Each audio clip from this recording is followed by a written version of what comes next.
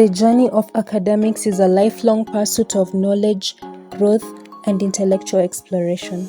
It begins with the foundational years of learning, where curiosity is nurtured and continues through formal education in universities. This episode will explore on the challenges and experiences in the academic journey since the era of Matiang'i 2016. This group has been afflicted by floods, COVID-19, lecturer strike, and financial difficulties. The journey of academics is not just about information, but about applying wisdom to create a meaningful and impactful life.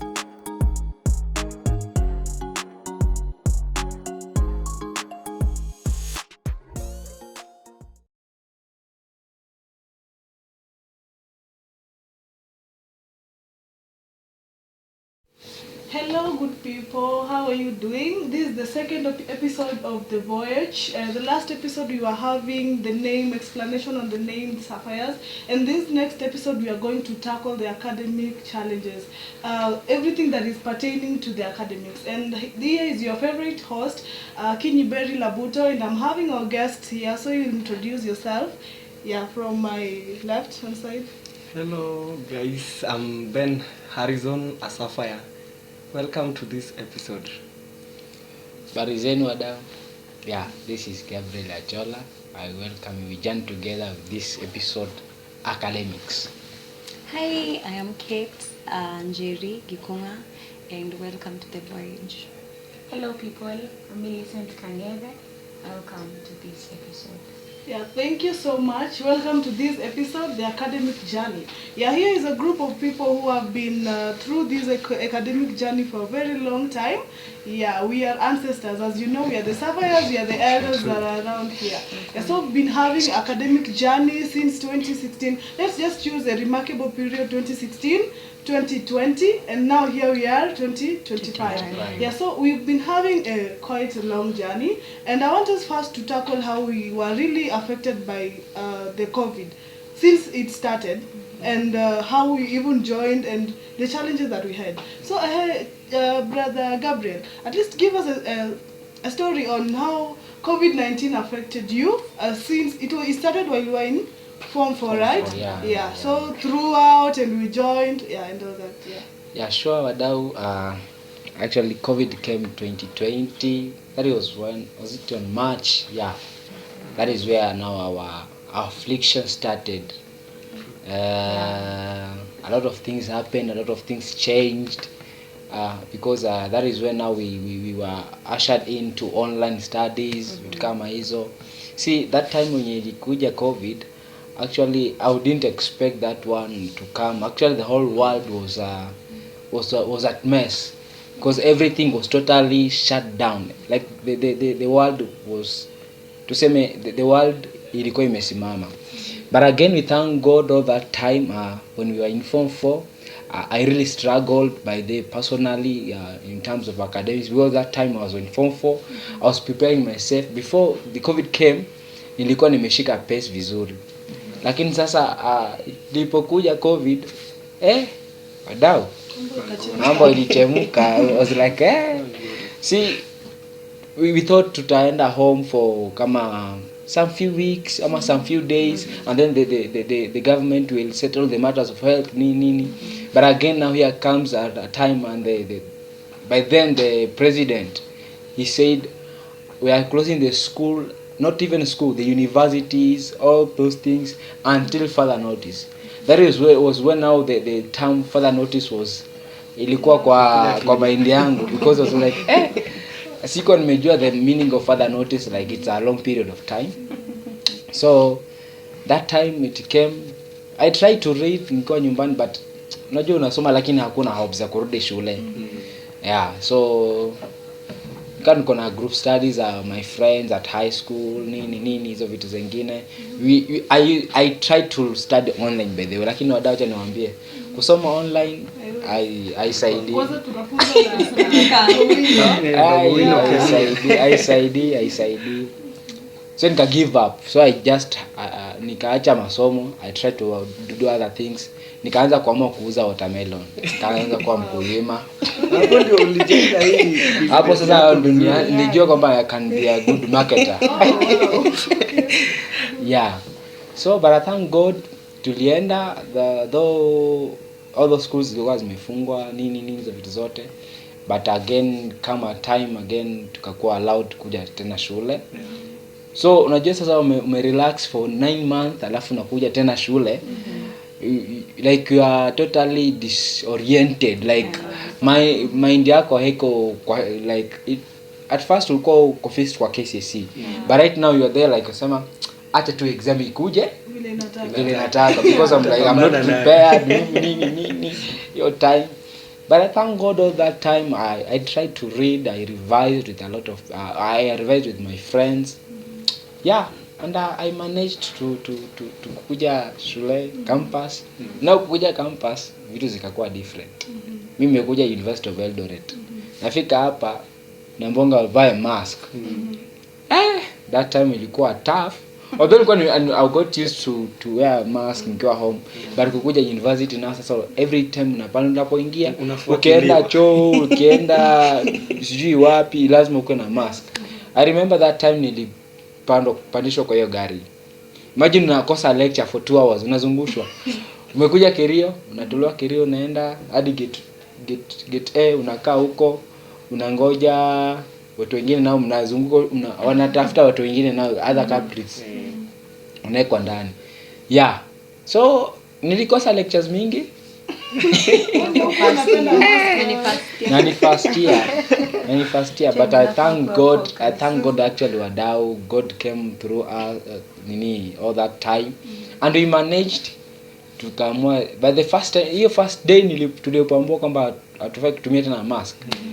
I was like, oh God, thank God, at least bwana nitaona sura za watu. Na wewe Gabriel, ukusumbuliwa na ile kitu ya kukanyaga hii ya kuosha ile nishtua. Hiyo unaenda sijui unaenda unakanyaga hizo vitu.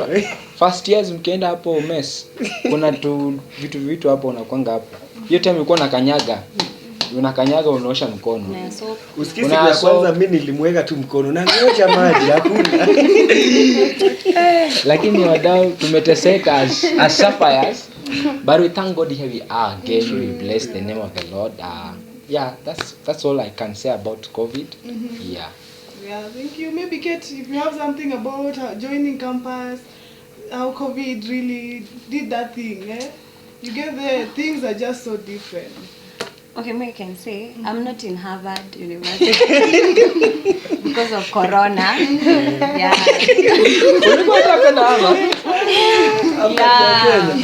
Hata kwenda majuu. But sasa I thank God I'm in Eldoret. It's still possible. We are still looking for that first class. Yeah. Masters na PhD. Yeah. So I would say Corona affected me so much. I would say I had potential. Totally I had potential. I really believed in myself. sure. So tuko class. Kengele inapigwa, sisi tumetoa parade. Sisi tunadhani ni search. Unaona zile search za abrupt. Watu wako na home clothes, sijui kuna mtu ako na simu kwa dom. Yeah, but sasa kuna fununu tukaanza kusikia tunaenda home. So sisi tukaenda tukamwambia principal, unfortunately we'll be going home, there's coronavirus. Tuliruka, we were so happy, excited. And we never knew we will not be here. Hatutarudi like for a whole year. Ndio sisi tukaenda nyumbani. Already tulikuwa na momentum na pace ya kusomea KCSE because people had energy. Energy. Alafu watu walikuwa shaandika targets kwa locker. So help me God. Ulikuwa shaandika target kwa locker. Hadi na bus. Ilikuwa na bus. Na timetable. So ilikuwa MBR. So Karibu mfly. Karibu to fly.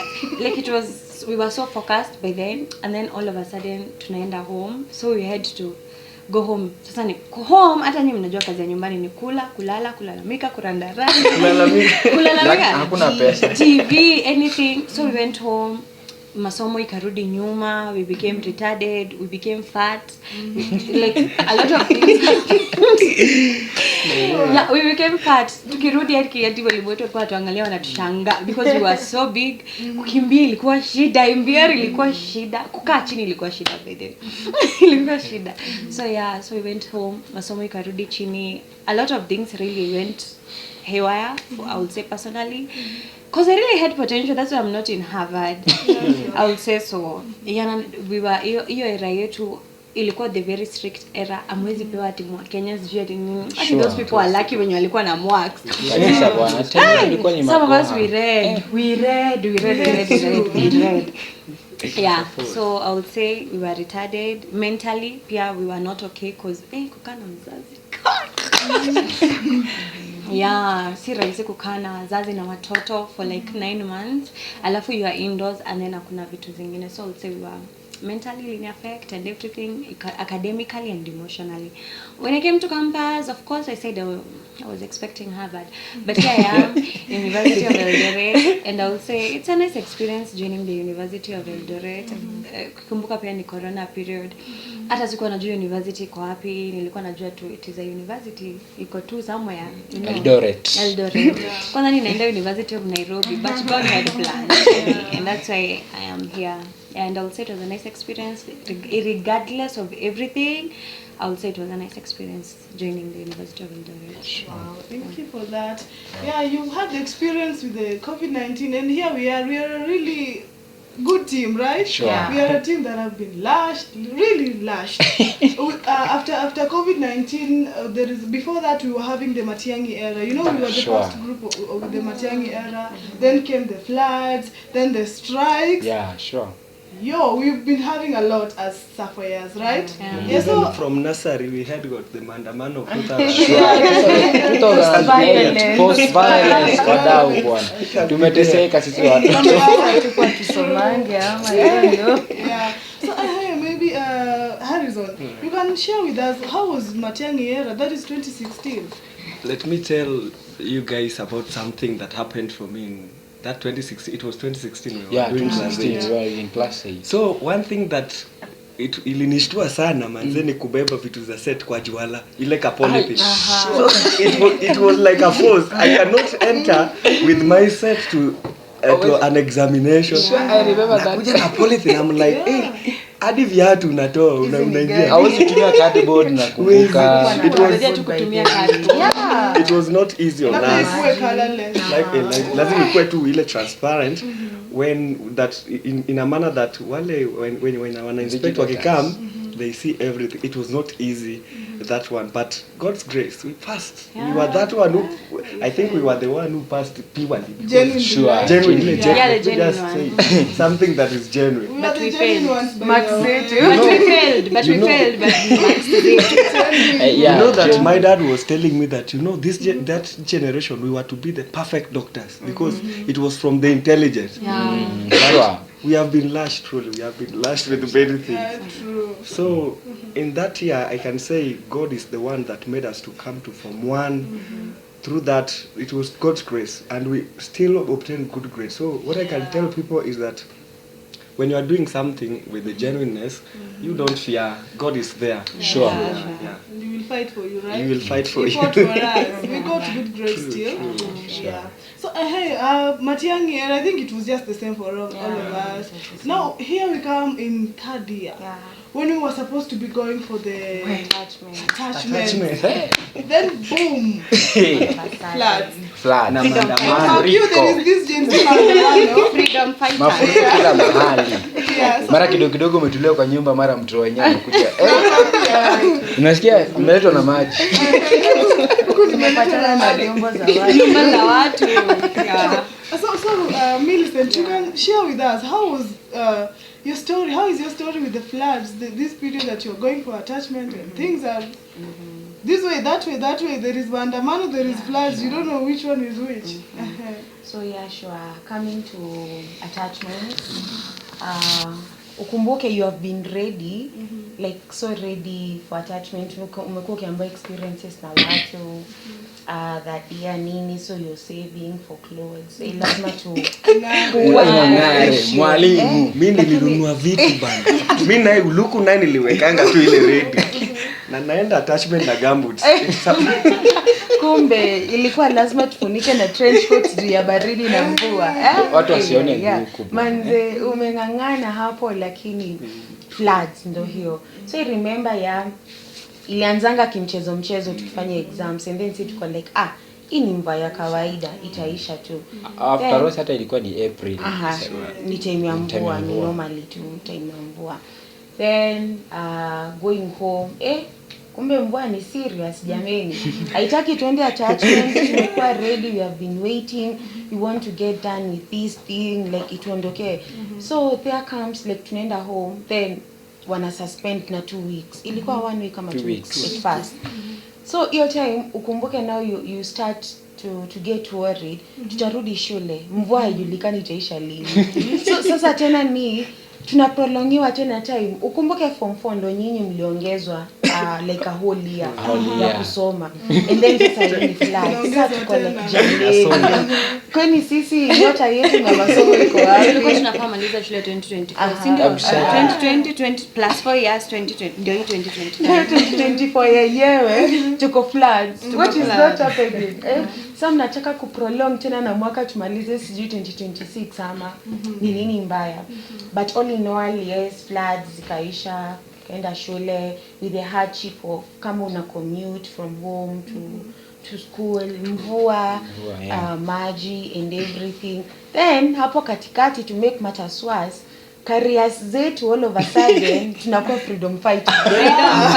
Ni loan, kusoma loan na education pamoja. Nilisoma constitution. Hapo tulijua reject. Ndio unajua kusoma constitution ni nini yote. For the first time nilijua kuhusu mambo na bill ya hii. Tulisoma hiyo bill. Hapo ndo time nilikuwa niko na concentrate na TV. Naangalia tu MPs kwa debate. Ukumbuke unafaa kujaza sijui ma record of work schemes na bado wewe ni freedom fighter. Lazima ukopa unatoka class ukienda maandamano.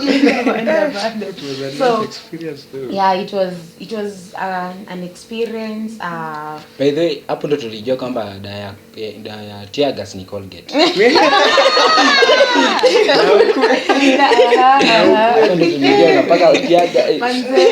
Watu walikuwa na tactics. Returning officer.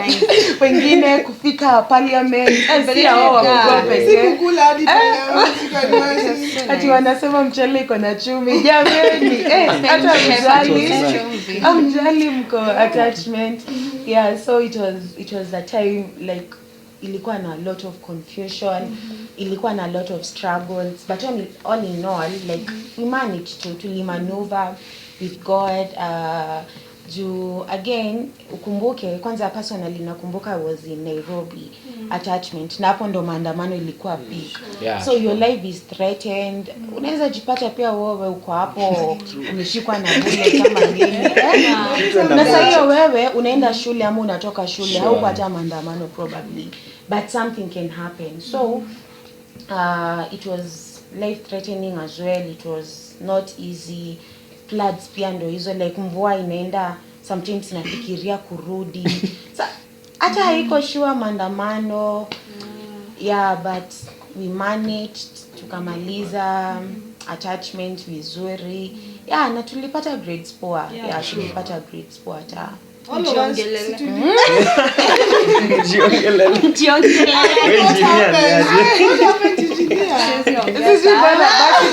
Tulipata grade.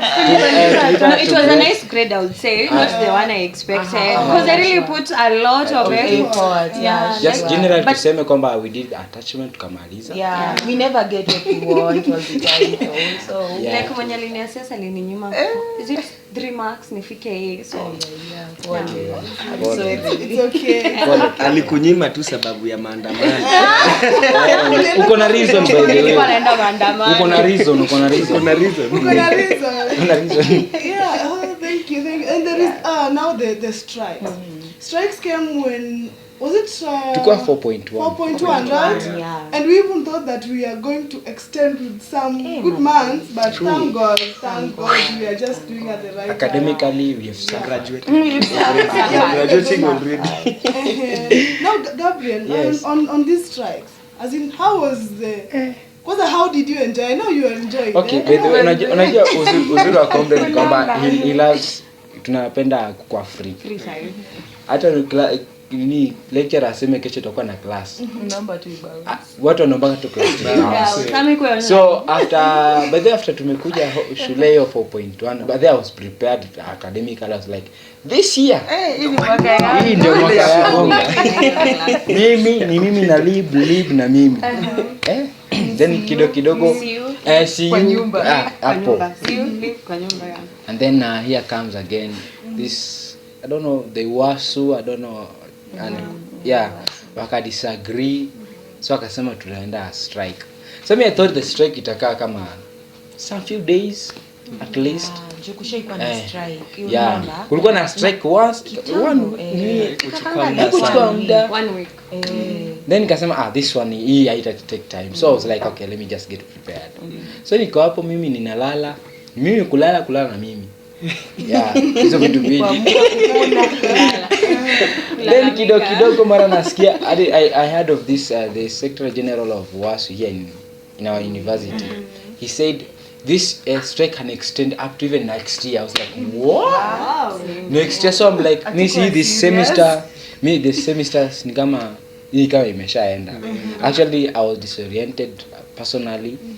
By then nilikuwa nimekuwa prepared, nataka kufanya project yangu vizuri. Hata sasa bado na struggle na project. Of which kitu nilikuwa nimefanya last semester, nilikuwa nimemaliza lakini sasa ndo na struggle. So actually ili disorient nini. And then umekuwa prepared, paka umerelax, then out of nowhere, boom, unarudi tena class. Unarudi class, mara kidogo lake. Anakuambia tuko na cut next week. Na kitu hajafunza. Na maji ibethe unajua kozi yetu sisi tunafanya cut mbili. At most tunakonga 3 cuts. Unafanya cut 1, cut 2, alafu unakuja nafanya cut 3 makeup. Then unakuja na revise na lecture. Tunakonga tuko high school.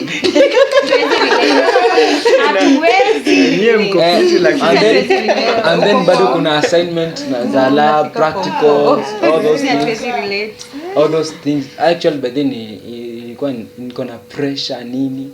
But I thank God tumeenda home for those 2 weeks for Christmas. Then narudi unakuja nafanya exam sure.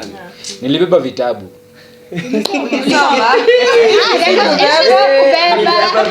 Hapo tuache hapo. Nilibeba vitabu. Unaenda na sibling yako mdogo prep. But that I called my mom, company mom, these 2 weeks sitaki kuwa involved na nini, nataka kukuja nisome. There comes nimefika nyumbani. Mara kidogo beste. Twende mahali fulani. Mara hivi na hivi. Sikusoma. Twende beach. Twende beach. Mara kidogo mission. Sikusoma wadau.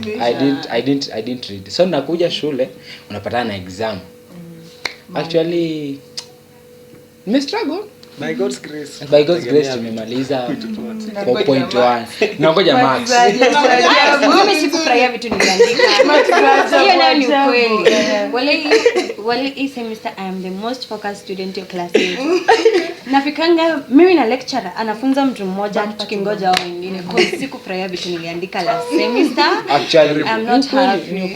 I'm not happy. So tuko wengi actually. But I thank God all in all 4.1 it was done. That's the best thing. And here I am in 4.2. Actually I didn't expect it quite prolonged kidogo. But I thank God here comes at April tutakuwa tuko going to tackle is the academic challenges. So we've had a lot lashed by the storms of life, but we are going to share how we have been beautified. Anyway, you can even see as we are seated here, we are really beautified by God, and we are radiating His glory to the world, right? Sapphires, a precious, very precious stone, and here we are. Now we have been having academic challenges, And maybe just to emphasize, because we have talked about floods, we have talked about Matiang'i, we have talked about COVID-19. So those ones affected us from high school, from primary, that way. Now I want us to talk about the academic challenges that faces us in campus. What really happens in campus? Yeah, because tukitoka huko high school we are being told, huko maisha London. Maisha London, yeah. Lakini walificha njaa. Kuinama. Nobody told us. Yeah, walificha kuinama. Hapo ndo hapo tuambia. Bali tunafaa tutake kitabu ya things you were not told. Tell me why. And that is a nice So idea. different. Yeah, we've been having academic As an challenges. academician, I should do something. Remember to tag me. Exactly. Now, I hear from Millicent. At least you can share the academic challenges, and moreover, you've been a class rep. Yeah. You know what happens with class reps. You know what happens with handling things. Oh, you need to operate this here and there, ensure that people are going for classes, ensure that you call the lecturer, and so many things. So maybe just to give us your story on the academic challenges. Yeah, so it's so true. Like, we weren't told a lot of things back then, from high school to campus. That transition, sijui mbona hawatuambiangi ama wanaonanga tuta lose hope ama ni nini. But I think from now, sisi kama walimu especially, tunafaa kuongea ukweli. Yeah, we have to speak. Hiyo part ya njaa tu nitamention everywhere. Yeah, so many things do happen here in campus. Ukuje, you have to get a hold of, like, you yourself controlling yourself, going to class. Hakuna mtu mwenye anakufuata, hakuna bell. Kwanza nakumbuka kuingia first year, a challenge was reading the timetable. Timetables ulikuwa umezoea Kenya ni simplified, kieni tu kadogo ka class. Waliona tu watu confused, ni sawa. So I remember coming here and unaangalia timetable uko like, wow. Unaenda class ya 4th year.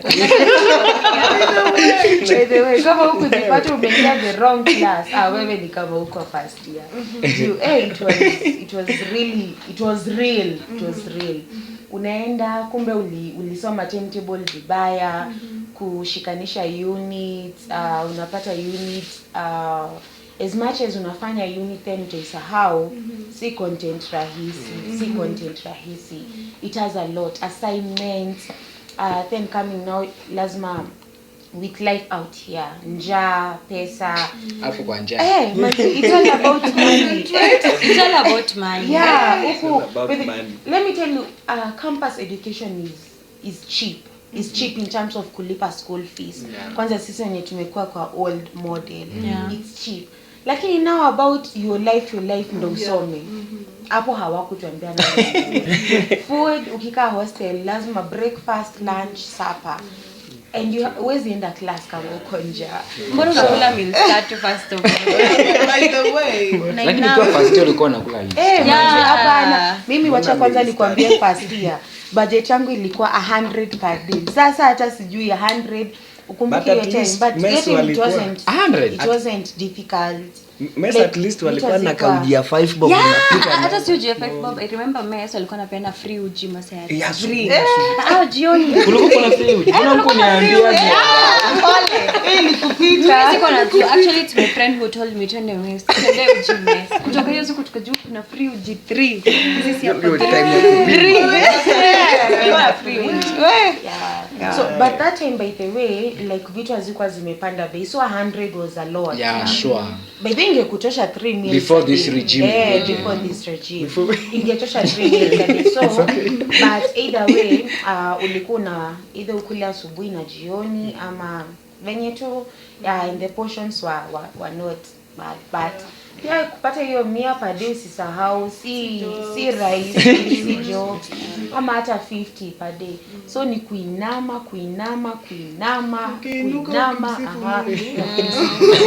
mokozi, na unafaa uende class. Kwanza labda unaenda class ya math. Jameni, math ushikanishi alafu ni juu ya njaa. Mko wengi. David math yote mtu ilikuwa tunasomea kerio. L4 L5 mmejaa. Lecturer si ati ako na microphone na sasa anaongea ni kama anaongelesha fulani, ni kama ana whisper. Acha nisimseme. Alikuwa anasomesha watu hapo mbele. I know, but we still have them. Still, yeah. But all in all tulielewa. Tulipita. Alirudia cut. And then ukumpotea suko anawaambia sasa hiyo ni malenyo inawashtua sai amjafika podhia hiyo time imewakaukia jameni Bowling algebra. differential calculus. Laplace. I went in a mathematics class, engineering mathematics. I thought it was just a history. Because when you ask for Laplace, I'm like, what is? Tulikuwa tunaandika notes za math. It is like a diagram. Algorithms but too. it's Yeah. okay. Yeah, You so passed but, through a lot. it was not easy by the way. It wasn't easy by the way. Like to get a hold of now the life in campus. Unaenda hiyo lecture room venye tulikuwa tunasema unapata watu ni wengi. Lecturer ha shout again coming here. Hakuna like wacha niite spoon feeding. Hapa ni wewe ukijisikia utashika content kama utashauri kupatana exam na cards. So nakuja unapata some lecturers like their teaching methods vary maybe from what you are used to in high school. Unapata like high school mwalimu anakuja na explain from step 1 to the last step. Na kama unini anarudia tena. Anarudia. Campus. Anaenda Hajaelewa. Ama hata ukinua mkono au ni wenye wanakuaibisha enda usomee huko. Umekuja campus kwani wewe ni mjinga wewe. So like ilibidi tu you cope up utapata lecturer ha explain nadi math at the end of the semester unafaa kufanya exam na lecturer ha explain. So inabidi ujisomee. So we've learned kujisomea by the way for you, like how depend on lecturer at all in such a way that tunaweza anza semester labda hata mtaionana na lek ama classes zenye atakuja ama unaingia na sainto attendance unatoka but you still excel juu either way huwezi jiangusha lazima usome. So we've learned kujisomea, we've learned cope up, kufika class mapema ndio ukae mbele. Sure. Kama unataka kusikia lazima urauke. Kusurvive na kuinama inabidi tu manze. Juu sasa tadu. Kutoka nje ni rent utalipa ama ni food. So unaona heri nilipe rent niko na place under my like a roof under my head. Food tutajua tu baadaye. Kuna neighbor. See you kuna welfare. Kwanza watu wa welfare nashukuru sana. Kuna venye wamekusaidia. Thank you a lot see you. Me thank you to my neighbors. Napanga na story tamu for every neighbor. Ngoja kuna wakitunguu, kuna wanyanya. Na Bible study. Unaenda na Bible study. Kama leo. Na Bible study On Tuesday. On Make sure Tuesday. Bible study. First year kisha naenda Do you know Bible that study. me Bible study inaokolea watu wengi. Unajua siku za Tuesday hakuna kitu kwangu. Mbona upike? Tunataka tu kama tuko sote. Msinaonange tu falsafa zanapendaga Bible study. Si Bible study. So kuinama tumezoea kusoma and everything with all those challenges. Again being a class rep, now you're handling people. Na hapo una handle si watu wadogo, una handle adults. Kila mtu ako na idea. Mtu ako na akili kukushinda. Nilipata B+. Hapo nimekataa kila kitu. Tumetoka different places. So unaweza elewa like hiyo ugumu. Huyu usituwekee class Friday, usituwekee class Monday. Na timetable nimesema uko na class Friday na Monday. Sasa hadi uko like sasa tutafanya. Sasa utaki class Friday basi usikuje again. Wakikosa kukuja lecturer labda atakuuliza wewe. Mbona watu hawakuji class? Nini. So unaona like again handle grown ups it has not been easy. It's not been easy. Kupanga those classes, dealing with missing marks za watu wanakutumatuma and everything, going to approach those lecturers. it's not easy. Unapata unatumia credit yako, time and everything. Yeah, and it's a sacrifice. Ni sacrifice. Ni sacrifice, yeah. I call like highly aitoshani na maybe what you get. You get. So we've coped up. Challenges zimekuwa mingi. Yeah, I think there's a specific challenge that I'll give to Kate. Atashare first of all, then yeah. Okay, before I even share about this, nataka kusema dealing with people. Kuna mtu my class niko na watu wametoka Mango High School, Nairobi School, Alliance High School, for real, Alliance High School. Mimi nilisomea school fulani. Shule gani hapo kwa Kerenyagu kuko kona huko. I can't say okay, it's a good school but si shule hata inajulikana, unaona. So you're dealing with people who have been in good schools and brains. Wengine ni matajiri. Anaona kama anaweza kulipa umfanyia saidi. Yeah. So kwa class rep is not easy. Dealing with people who have different mindsets, it's not easy, na ni grown ups. They can do whatever they want. And lecturer nekanga blame on the class rep. You do not know how to coordinate your class or something. Nini, yeah. But I'll say dealing with grown ups is not easy. There kuna like anakuanga like kuna like nisha interact na yeye and then ako like class rep wewe ndio umefanya hii kitu yote. You see, it's not. Me, I'm facing such a challenge like right now. Jutuko for there, uwezi bembeleza mwanaume mzima ama msichana mzima for there kuje class. You can't. Ushamwambia this class at this time at 4 p.m. 4 p.m. uko watu 5.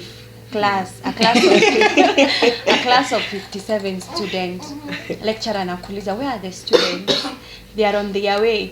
Traffic at 6:30. To class inaisha 7. They're still on their way. They're still on their way. Yeah. So like anaanza kwambia you have failed as like you don't know how to coordinate your class. Me I'm like siwezi toa mtu kwa hata mtu hata yuko kwake kwa biashara zake. Yeah, so handling people is not easy.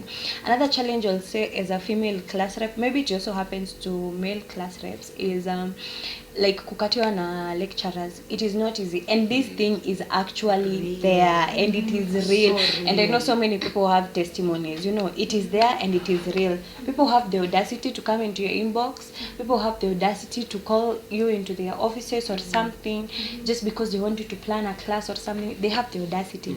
Mind you, they are married. Some are not even married, or they are engaged or anything, or they have been girlfriends, you know.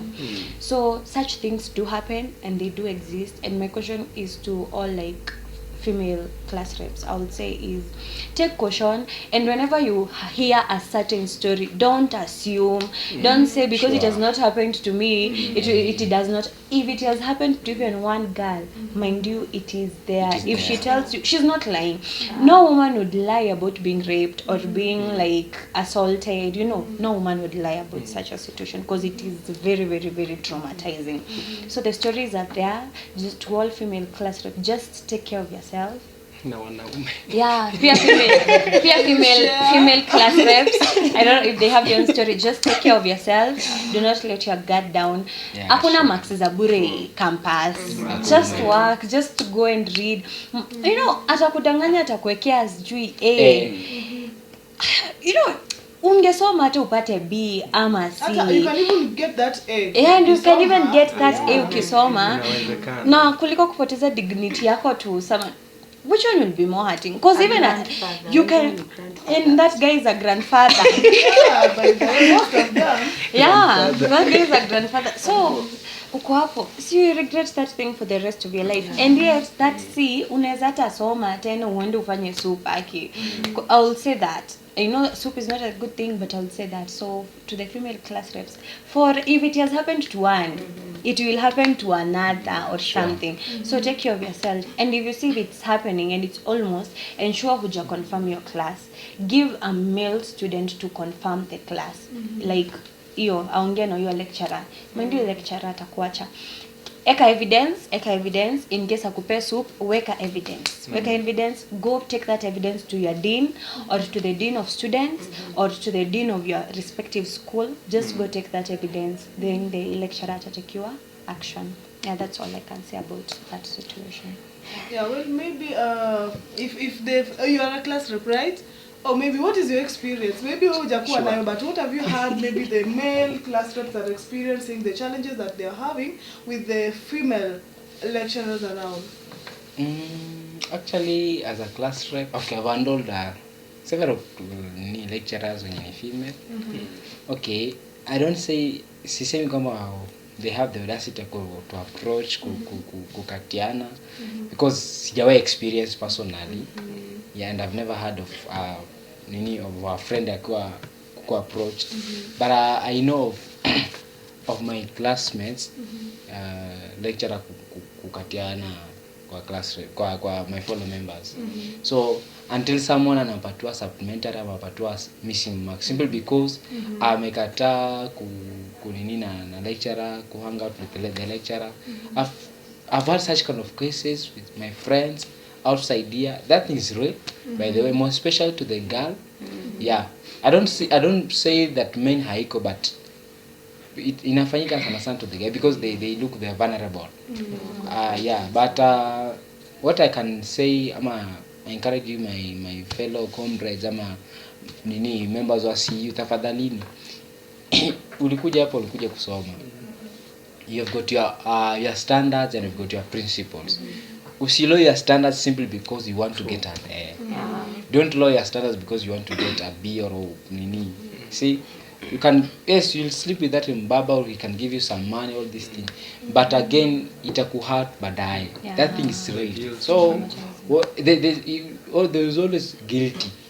So just be safe. Don't lower your standards because of certain thing in itakuja. Soma tu. Yeah, that's what I can say. Yeah, and maybe just to speak out to the ladies who are watching.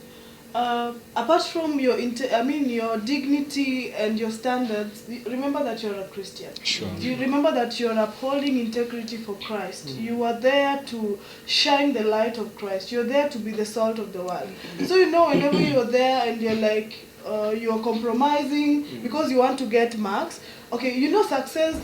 Many of us define it in different ways, but the real success we know that comes from God. Sure. He's the one who grants the success unto us. So what if you start misbehaving, you start failing God, and you want the success to come to you? It won't work. So if you want really God to grant you that success, to grant you the future success, because maybe us getting an A or you getting an A by compromising, it's just success in the papers. What about your life? Sure. What about your future? So please, just look at the future. Don't look at right now, like what do I want right now? Look at what do I want in the future. Because if you get into that and you're traumatized and you've even failed in your own life, wewe mwenyewe utakuona una feel sawa. Hata utakuwa una feel guilty, by the way. Unajua, as we were studying last time in the Bible study. Whenever you get something that is not yours, you're like a partridge that is being given eggs that aren't zikishahachiwa zinatoka, and you don't even feel that ownership, you don't even love it anyway. So hata ukapata hiyo with that compromising, imagine you won't love that. And let them remember that your body is a holy temple. Yeah, in the books of First Corinthians. Yeah, true. Thank you. So when you uphold you uphold Christianity, just don't be Christian because it's a name. Usikuwe Christian Union because it's a union in the university. Be there because you want to depict Christ. Sure. Usimshikilie Kristo kama kipande cha papa. Nini?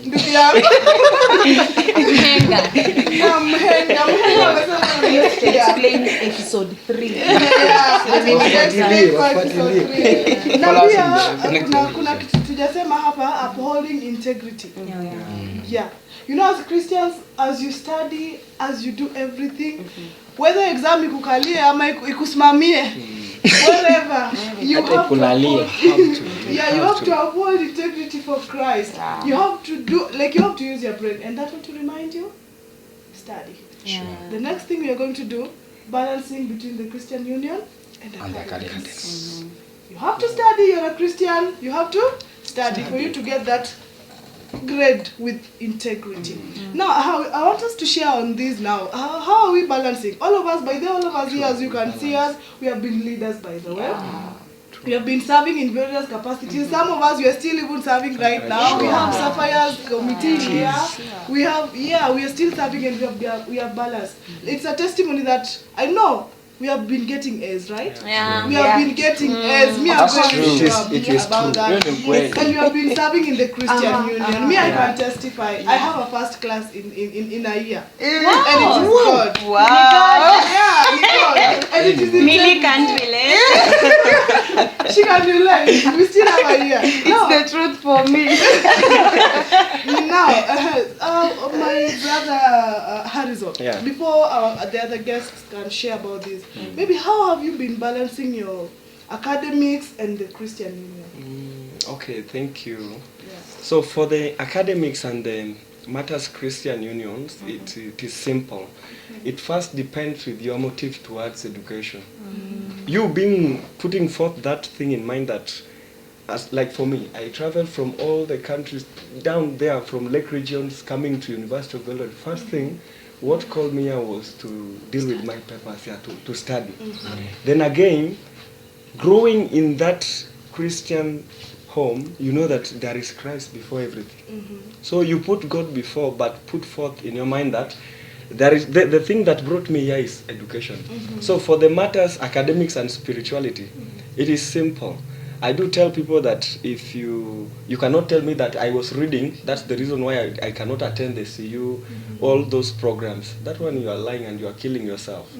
So as an academician, if you want to excel, just make sure first thing, attend the lessons. Something that is so much of good if you are a student. Again, be found reading for yourself, because my friend, Holy Spirit will not come and give you answers. You cannot uphold things from heaven. Hawezi Paul, hawezi ukaenda third round. It's not manner. So I do tell some of my friends, I do meet some people. They are praying in the bush. 12, you find someone, mimi niliendanga hapo saa 6 nampata. Mimi nikachapa zangu si nikaenda. Ukirudi huko hiyo nini yako tunasema conclusion. Tena ako hapo anaendelea. Tena ameleta kakiketi hapo ndani ya bush. My friend, utaanguka. Mungu afanyangi hizo vitu. There are strategies for everything. So if you want to excel and getting A is possible, even for me I can say we are graced by God to expect things that are high in terms of academics.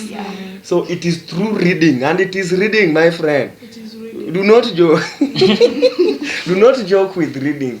It is something that is serious. So if you just put forth your programs, unatengeneza hata let me say ukitengeneza ka timetable, it can help you to run through putting forth between the Christian unions and the education. So as for me, one thing that has helped me to cater for the education and enyewe mimi sijaipatanga soup tangu ningie, si hata nyinyi unajua mmeitwa hapa sababu hamjaipata hiyo soup, ndio lakini results za 4.1 wanazija. We are trusting in God. Lakini haitakuwa hivyo,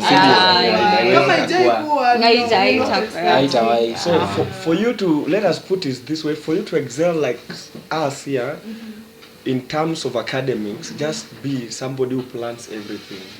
God loves things that are strategic. If you put forth that, let me take 2 hours a day to read my books, it will be good with you and you will not find yourself falling, because you are studying, the same Bible is helping you to read. So for the matters, spirituality and academic, it's easy. Then again, I want to caution you that do not throw yourself much into God than what brought you here. That God is whom brought you in this university. So usiseme eti mimi sasa mimi ndio, how can I fire excavator. Excavator. No, you want to ascend.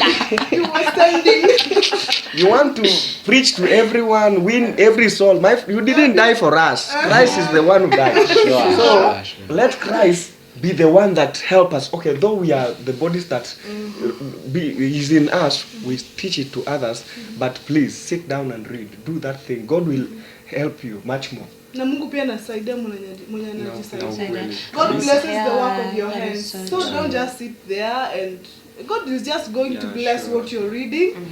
So that reading is the works of your hand now. I know that your writing is what you you have to do. And then one thing that is best with reading that much is that when you read, you have that confidence. There is that burning theory of books. You will be vomiting content. I'm telling you.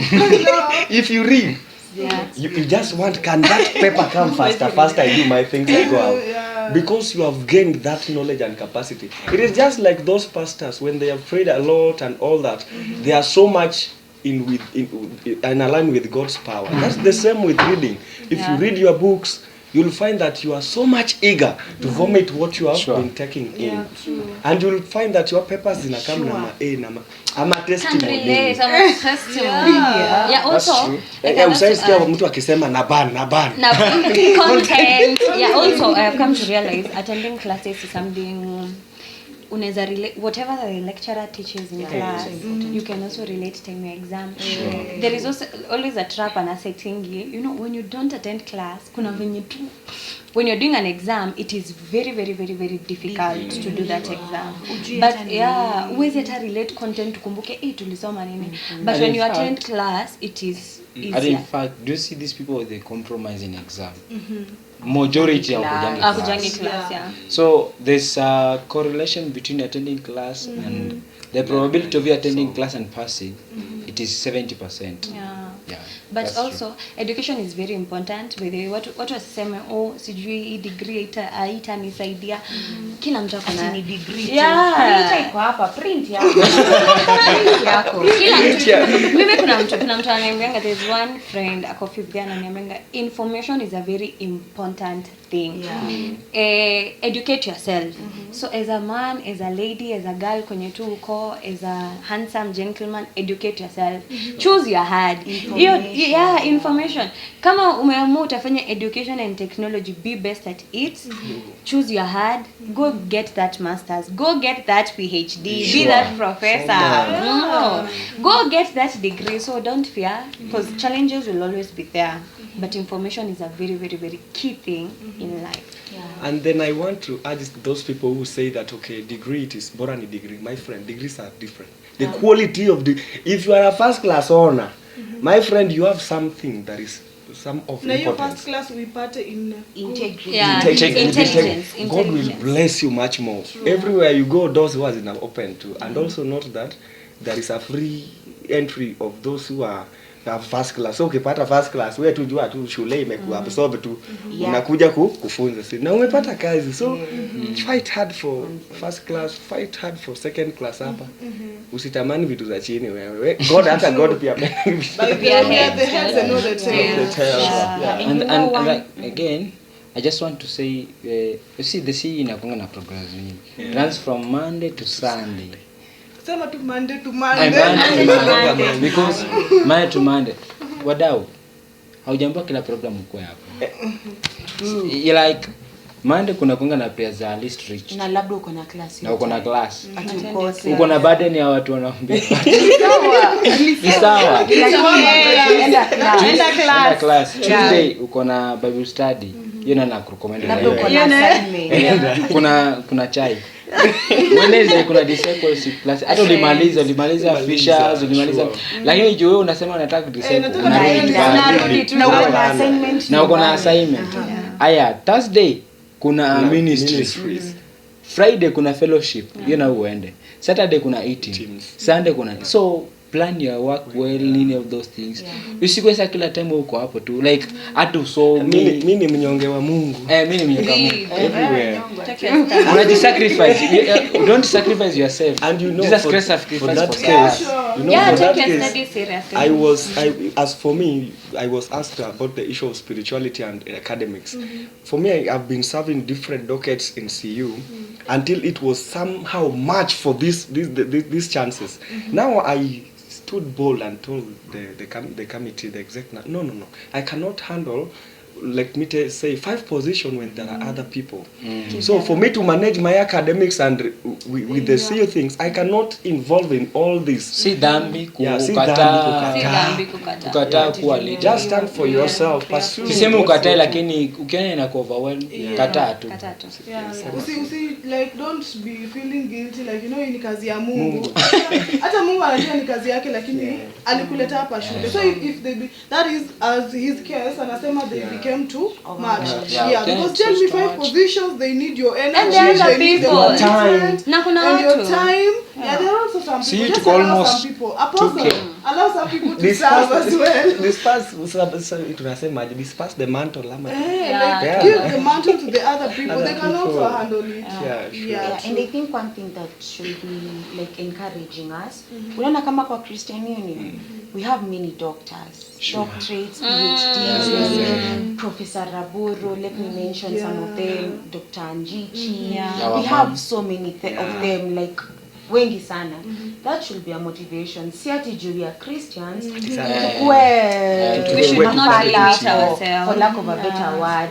Let us strive to be like them, junior role models wetu. We have to we carry like the minds of Christ. We are the heads and not tails.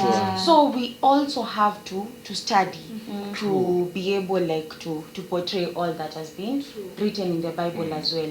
And again, ukiangalia like we've like inapotea manze. Content inaenda. We understand. We have been ancestors. This is the thing that I wanted to say. Like kukubali leadership is not a sign of weakness again. It's also an avenue to learn to be able to balance. You grow your leadership skills and like utaweza kama na manage education, I mean academics na leadership, you can be able to balance. Lakini sijasema ukubali kubi umeitwa wewe zote wewe uko co-opted, wewe ni class rep, wewe uko team, uko ministry, all those things. Wewe ni mwimbaji, wewe ni intercessor. You see, wewe ni mpishi. Actually, you just have to balance by the way. Don't at all you're not able to handle all of them. Achana tu nazo. There are people. Kuna watu wako burdened. Kuna watu wako nayo burden. Watu wa leadership wakisikia what were burden. And again, all the challenges that you go through, tumekuwa through a lot of challenges, yes. But let them be like a learning avenue. Do you remember, let me take you back kidogo to in Corona. Actually home tulikuanga na tuition. That is why I started like cultivating can I call it cultivating skills za kufunza. Isikuwe tu labda mmekaa tu, wacha tu ikue ground ya ku learn something, learning a skill. Hata hiyo time ya strike watu walijifunza vitu mingi. So usikae to be open minded and don't limit yourself. You can do this. Be an entrepreneur. Sure, we have our Zenga mayai. The sky is the limit. Pia unauza. So thank you so much. Now, just to take you back to episode 1. I hope you've watched episode 1. Mark you, when we are handling academic journey, as you continue doing that with integrity, remember that if you don't uphold that integrity, as God is not, as the same way God is not happy, the school is not also not happy. Sure. If they catch you, my friend, 3 what? 2 years. 9 days. 1,000 academic days. You can imagine that is 3 academic years, and it's not very easy. So that one reminds you, go watch episode 1. And as you watch episode 1. Yeah, as you've journeyed with us through this academic journey, ensure that you are the head and not the tail. And go and read Deuteronomy 28. You're being reminded that as you for you to be that head, not saying you have to obey God. And how are you going to obey God in this academic journey? Upholding integrity. Sure. Like work hard in your academics. Be smart. Be smart, right? Be smart. So thank you so much, our guests that we've been having today. I hope you will meet in the next episode, any other episode. There are so many episodes like dating, what's it called? Dating, Na finance. money, leadership. Tumepitia sapphires. You know, Patana dating. yeah, so thank you so Finance, much. Let's meet in the next kukosa. episode. Bye. Bye. Bye. Out.